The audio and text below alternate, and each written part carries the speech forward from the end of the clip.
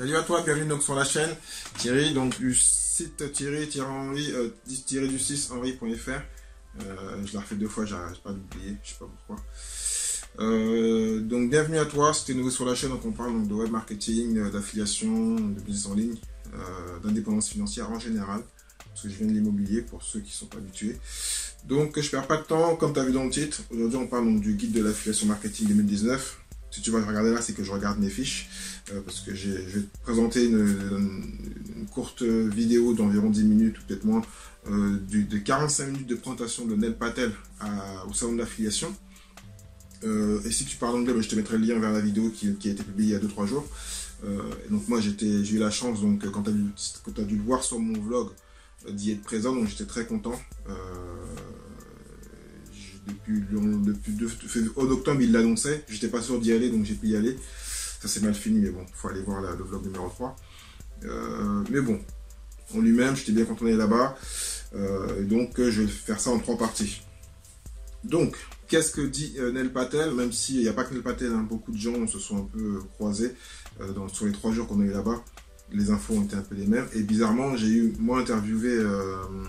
j'ai fait un podcast avec Bellatic sur mon podcast dernièrement, et lui-même disait un peu la même chose, qu'il y avait une partie qui était importante, et donc je pense que cette année je vais moi me former et vous en parler aussi, parce que le but c'est que vous soyez meilleurs et qu'on partage, qu'on est ensemble. Donc, une partie donc importante donc, de cette présentation qui indiquait en fin de compte qu'il faut créer une marque. Voilà, parce que le trafic devient de plus en plus cher, et donner une donnée donc, par rapport au trafic donc, sur les grands Google et Facebook, mais aussi les autres, c'est qu'en fin de compte, on a un monde qui va de plus en plus sur Internet. Il y en a qui dormaient et qui ne se réveillaient pas, ils vont sur Internet. Par exemple, il y a maintenant plus de 1 milliard de blogs pour 7 milliards de personnes, ce qui veut dire qu'il y a un blog pour 7 personnes, ce qui est énorme. Donc il est difficile de se différencier, et le moyen de se différencier, c'est la marque. Et une donnée qui va avec, en indiquant en fin de compte que le trafic payant va devenir de plus en plus cher. Nous, en tant qu'affiliés ou même petits dropshippers, enfin petits e-commerçants, on n'a pas les moyens des gros, donc on se fait manger par eux, parce que c'est la personne qui a le plus de moyens d'acheter du trafic qui pourra en avoir plus, ce qui est logique. Même si le prix augmente, l'important c'est de tu mets 1 euro, tu gagnes 2 euros. Donc ça reste toujours rentable, donc les gens vont continuer à mettre si ils arrivent à convertir. Et donc nous, avec nos petits moyens, il faut qu'on soit plus malin, d'où l'importance de la marque, et du développement du blog, du podcast. Ça, je vais venir après, mais il le répète dans la deuxième partie, qu'il faut à tout prix donc développer ces moyens-là, parce qu'on arrive on évolue vers le monde artificiel, vocal. Donc le blog, c'est pas le monde du passé, mais quasiment. On écrit, donc maintenant il faut donc la vidéo et l'audio, ce que va reconnaître Google, parce que même si Google a des bons algorithmes, il ne comprend pas toujours tout ce qu'il y a dans le texte. C'est pour ça que certains sont malins et hackent Google en faisant des posts, en faisant des techniques SEO et Grey Hat, Black Hat pour pouvoir gruger Google. Mais avec donc l'audio et donc la vidéo, il pourra déjà un peu mieux comprendre ce qui se passe dans la vidéo, bien sûr avec l'aide de l'écrit toujours. Et puis dans tous les cas, le monde va vers là. Voilà. Google, YouTube, c'est la même famille. Et donc, je vais indirectement sur la deuxième partie. YouTube, c'est l'opposé en fait de Google. Pourtant, c'est la même famille. C'est-à-dire que si on fait une bonne vidéo avec les bons mots-clés, on rank dans 48 heures. On fait la recherche, même moi, je vois avec mes vidéos que j'ai fait, et que des fois, on fait un article, on attend 3 mois, 6 mois, on ne rank pas. Donc, par logique, il vaut mieux faire beaucoup d'audio et de vidéos parce qu'on rank plus rapidement. Si on veut vraiment aller plus vite, on rank plus rapidement. Donc, je reviens quand même à la première partie. Donc, le fait de créer une marque, tout simplement parce que le fait que les gens aillent faire des requêtes avec votre nom de domaine et votre marque, Google va la rassurer. Actuellement, Google et Facebook, ce qu'ils ont peur, c'est ce qu'on appelle les fake news. C'était la mode il y a quelques années, ça continue. Si vous avez une marque, donc vous êtes moins tenté d'aller faire ce qu'on appelle les fake news, donc ils vont se dire, lui je le connais, tout le monde tape son nom et sa requête, son nom de domaine. Je vais donner un exemple, je donne le mien tout simplement, Thierry Henry, ou sur un autre site de rencontre, ou comme ça va être, je crée beaucoup de contenu.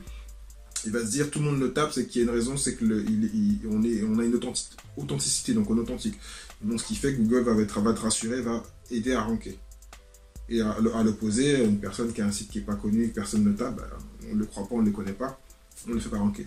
Aussi simple que ça. Donc voilà. Donc avant les techniques, c'était plutôt les mots-clés, le one page SEO.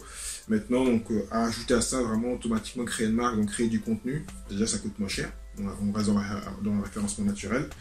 Et donc, dans tous les cas, la dépense média va être plus chère. Une donnée qui est dedans, qui est indiquée, c'est que il y a l'année dernière, en fin de compte, et c'est arrivé avant, mais l'année dernière, ce qui est arrivé sur les deux gros portails, Google et Facebook, l'année dernière, et même 2016, il y a eu plus de demandes qu'il y a eu en fin de compte d'offres. C'est-à-dire qu'à un moment ou à un autre, on n'a plus de trafic. Même eux qui sont très gros, il y avait trop de personnes qui faisaient du trafic, et à un moment ou à un autre, ils avaient plus de demandes, donc c'est une règle du marché. Quand l'offre augmente et l'offre baisse, les prix augmentent. Donc là, c'est naturel, et ça va continuer. Il y aura de plus en plus de marketeurs, plus de gens qui vont comprendre qu'il faut aller faire du marketing sur Internet. Donc voilà. Donc là, il n'y a même pas à réfléchir à se dire est-ce que c'est rentable ou pas. Il faut donc travailler sur le SEO et autres. Donc ça, j'ai couvert la première partie. Donc la deuxième partie, c'est plutôt revenir sur qui a maintenant encore de la place sur la vidéo et le podcast, parce que le blogging, bon, il existe, mais il y a 1 milliard de blogs. Je pense qu'on a tous rempli le côté écrit, on va dire. Maintenant, donc, on évolue, on avance de plus en plus vers la vidéo et le podcast, mais il y a encore une donnée, c'est que les gens qui viennent du blogging et qui ont les milliards de blogs ont peur de se lancer. Comme moi, j'ai mis un peu de temps, et d'autres encore ont la capacité, mais vont faire mourir leur blog, ou vont continuer à tenter donc de forcer à écrire.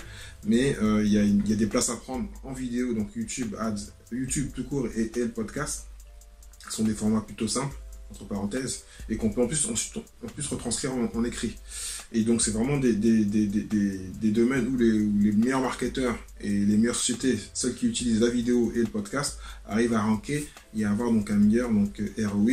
Et je vais revenir après à la troisième partie, ce qui a fait vraiment le tour dans le salon, c'est ce qu'on appelle le CRO. Donc l'optimisation et la conversion, qui est une donnée aussi que plein de sociétés laissent de côté, veulent juste du trafic ou de la reconnaissance, les clics et autres, les likes, mais l'important c'est vraiment d'améliorer l'optimisation et la conversion.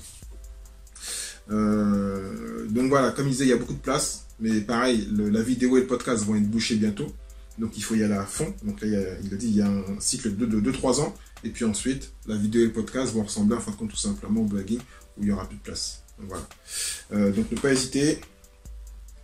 Donc je vais maintenant aller sur la troisième partie, donc les meilleurs leviers pour un meilleur ROI, parce que les dépenses en marketing sont trop élevées. Donc il faut avec tout, il a fait un tableau que j'ai pas là, où il a démontré Facebook, Insta, enfin le SEO et tout ça. Et donc bien sûr Google, Facebook sera toujours intéressant, mais ils sont trop chers. Et Facebook, comme il dit, ce n'est pas si intéressant que ça. Il parle donc beaucoup du référencement naturel, donc de créer du super contenu, surtout en vidéo et en podcast. Bien sûr de la pub payante, mais surtout YouTube Ads et Insta et les influenceurs. Donc vraiment YouTube Ads, Insta et les influenceurs qui ont un ROI de malade. Ça c'est la vidéo qui va venir après, parce qu'on a eu beaucoup de sessions sur l'influence marketing. Et bien sûr la donnée, donc il faut coupler ensemble référencement naturel, pub payante et le CRO, donc l'optimisation et la conversion. Parce que les gens font trop en fin de compte, comme je disais, de pub pour faire du like. C'est tous les grands groupes, hein, pour se faire connaître, pour avoir un like, mais ça on s'en fout, ça ne ramène pas d'argent tout de suite. Donc il faut automatiquement couper tout ça avec le référencement naturel, la pub payante et améliorer les conversions, voilà, sur son site. Là vraiment on peut gagner des fois dans 5 à 10% d'augmentation du ROI parce qu'on travaille sur l'optimisation et la conversion.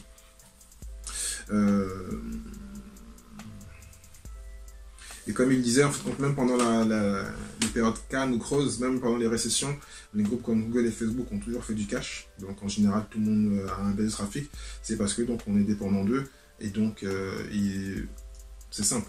Il y aura toujours des gens pour dépenser. Donc à un moment, il faut se calmer et s'occuper de soi-même en s'occupant, en ayant le référencement. Et donc, surtout l'optimisation des conversions. Donc, quelle que soit votre taille, comme il le dit, donc vraiment, je ne sais pas ce que vous avez pensé